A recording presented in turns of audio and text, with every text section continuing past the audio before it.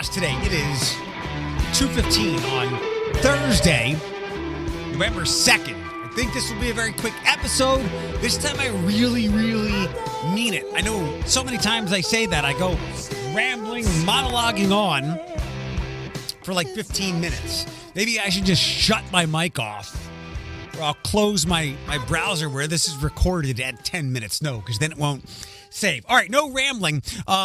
We have a state representative. She was on city council for 9 seconds, and then Michelle Grimm decided to run for state representative, obviously, maybe not obviously, of Ohio. Michelle is the one who really pushed the ball forward with Toledo being a leader in getting people's medical debt paid. I don't want to go through all the minutia of that, but apparently there's some large company that buys medical debt and then it gets dispensed throughout the community to various people here, in this case, who have medical debt of different kinds. And we were really one of the pioneers across the country with this thing. By the way, and I won't make this tangent long. I have it sounds like there's water in my ear, which I'm kind of familiar with because I get very waxy ears. My ears need cleaning out a lot when I go to the doctor. But there's no pain or anything, and I can't tell if there's water. I've been holding off going to urgent care. So this morning, I called my doctor's office, and I was on hold for 20 minutes, 2 different times. While I was on hold, I sent a message through their portal saying, hey, if Dr. Sean can see me tomorrow morning, just tell me what time. If not, I'm going to urgent care. 20 minutes. I feel so awful for people who have... Look, if you have a real emergency, you go to the emergency room. But if you have a more serious issue that is hindering you and disabling you more than what I'm dealing with this nuisance, it sounds like there's water in my ear kind of thing. I used to tolerate a lot of the nonsense, the common nonsensical issues in the healthcare system because for the most part, you got pretty good care and in a timely, accessible fashion. Waiting 20 minutes on hold is not accessible. The portal, we can communicate digitally, essentially through messaging and emails with medical professionals now. That's accessibility. We'll see when they get back. But and I know because there are fewer people handling more things. There are more needy people needing things. It's a mess out there. I put something on a Toledo Reddit post the other day about someone complaining about the McDonald's on Byrne. And I was like, there are, and this is applicable to so many places, from healthcare to retail to restaurants. People are whinier, needier, and messier than ever, and there's fewer people many of whom are underpaid, trying to take care of those people. You could not pay me to hop in a drive-through that I'm not familiar with how it works. Like, I'm not going to veer off and just go someplace. I go to my Tim Hortons on Airport because I know it runs well. There were 5 cars in front of me on whatever day I went, Monday or Tuesday. Did I wait 10 minutes? It might have been. It was about 8 to 10 minutes, but there were 6 cars. 6 cars in the McDonald's on Byrne. How long would that take? And then when there's a drive-through where you can't pull out of line, oh, no, thank you. So back to healthcare stuff. Michelle got that thing done here. Next up, you might have seen her, short, blonde-haired lady. Might have seen her in the last couple of days pushing for legislation, for more red flag legislations when it comes to gun issues. Like the literal massacre that happened in Maine. I don't know how many. There were many people hit, many people killed, many people injured, and mass shooting. The phrase to me has always been a bit troubling because I think mass shooting, the number only has to be like 3 or 4 people. To me, when I think of mass, I think of many. So whatever, I'm just quibbling with that. But this was a mass shooting, and even it was a massacre. It was a massacre. You have probably heard me, and I've said this on the radio and on the podcast before. I would like to personally volunteer myself for a red flag list, something that Michelle and many others want to create. I would personally put myself on that. And I said this to Michelle today. I sent her a direct message on this because maybe we have to approach this issue differently. Because whenever somebody like Michelle or others want to create legislation, people immediately think, you're trying to take my guns. Kind of. But in the same way that you should continue to go to therapy when you're feeling okay and not just address problems when something is going on, whether it's physical or mental. I would personally volunteer to put myself on a red flag list. No one should ever legally sell me a gun. And I know that I could. Do you think I'm going to go buy a gun off the street? Absolutely not. I know that there are other ways to end my life with many accessible household items and whatnot. My car, I could drive my car into the side of a building.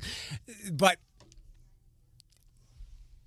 guns are woven into our genetics and DNA of this country, and it's also romanticized in many ways in our culture. It's also extremely quick and almost a guaranteed death blow. If you've not heard the statistic before, attempted suicides for men are almost always successful, far more successful, and I use that word in a very perverted way, but that's the term that gets used in suicide discussions or completed. Men are more successful. They complete more often than women with attempts because women don't try such lethal means. You can come back from an overdose or some, even maybe slicing or something else. But if you put a gun in your mouth or if you put a gun to the side of your head, it's very likely you're dead. Like that's going to work out for you. I know there is the occasional person who has done this and then their face is all disfigured. They have to have it rebuilt. And then they look back and they become advocates and they want to help people. But for the most part, if you put a gun anywhere near your head and you intend to pull the trigger, you're not coming back.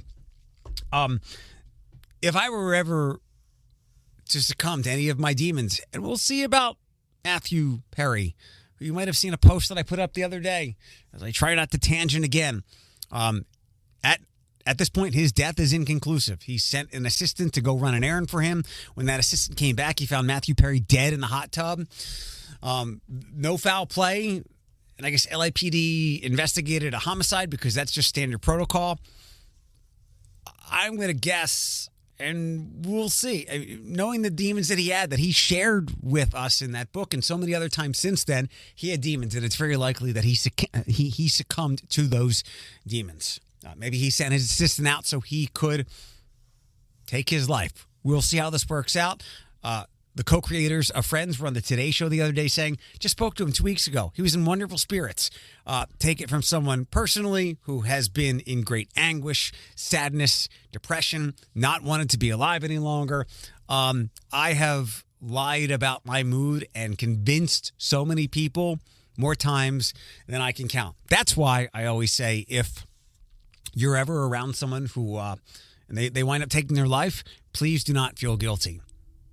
Please do not feel guilty. If there were obvious symptoms, the obvious indicators that we're all very familiar with, they're withdrawn, their mood is down, they're off, they're not showing up, they're in bed, then you do something. But we're very good at hiding the pain because we've been dealing with this for so long. We get really good at saying, yeah, I'm good, I'm totally good, knowing that when we withdraw, that distress can absolutely overcome us. And in that moment, if you have a gun, not thinking clearly, you're gone.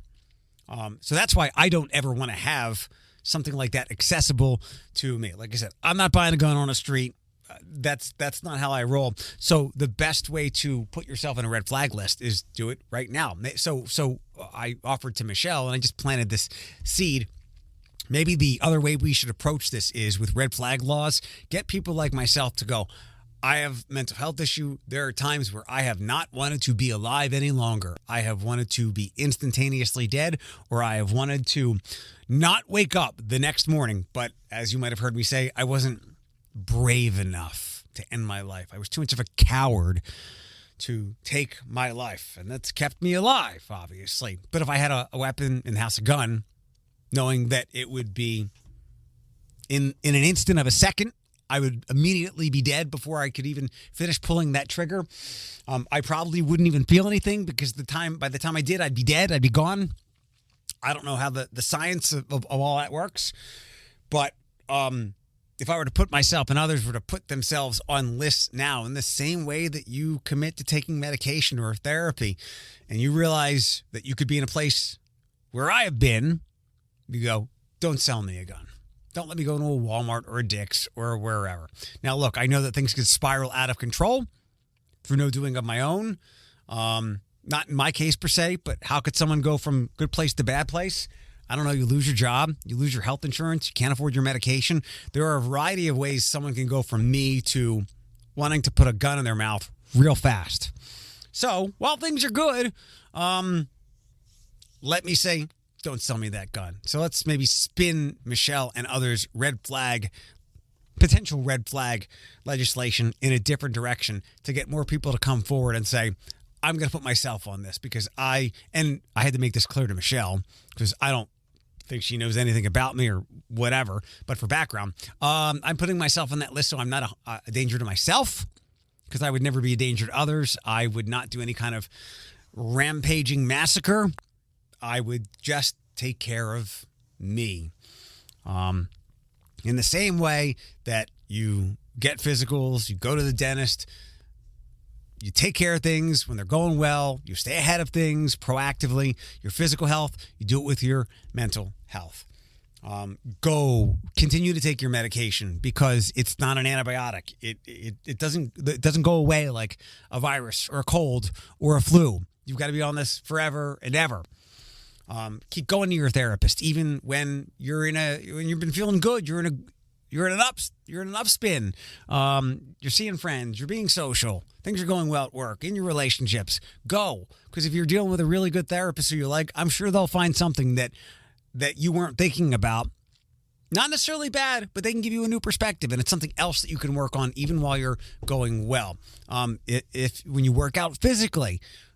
At least for me, when I hit certain goals, I don't stop. I don't throw the towel in and go, all right, I feel how I want to feel. I lifted what I want to lift. You keep going. You keep working at it. Take care of yourself when things are going good. And when you're going good, make the best decisions you possibly can. One decision I made today, and we're still under 1346. Today, because my membership was going to run out on Disney Plus on Tuesday. Made myself a note. Originally, 4 years ago, it cost me $170 for 3 years, so like $475 a month. That ended last year. It was like $130 or something, $120 for this year up until next week. I am diving over to the Disney Plus ad tier, which is $8 a month rather than the $13 or $14 without ads. I will deal with the ads. It didn't appear that I could buy it annually because if I can save a couple of bucks on an annual subscription, even though it's a big upfront cost, if it's something I'm going to use all the time, heck yeah, I'll save the money. So for now, it's $8 a month with ads. We called it cutting the cord. As more and more costs go up for streamers, we need a catchy name. Skim the stream, stop the streamers, strip the stream.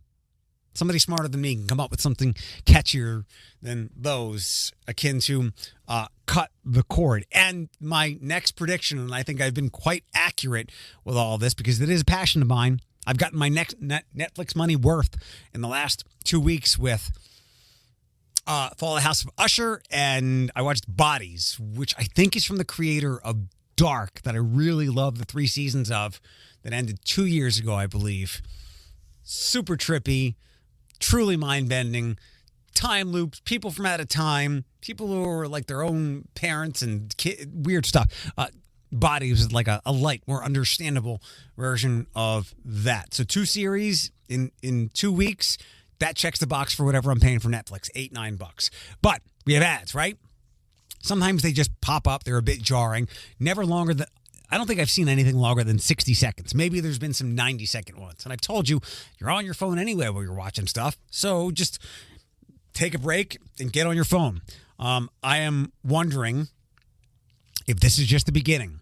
Like when we went from Disney Plus from $5.99 to $6.99. or whatever the other streamers bumped up their small marginal price increases were. Now it's 30 seconds or 60 seconds in the same way that we've done here in radio.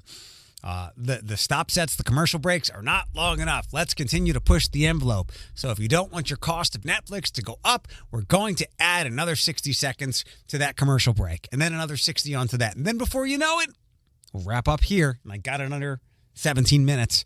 And before you know it, it's like watching cable. And instead of changing channels to see what else is on, you'd have to change apps.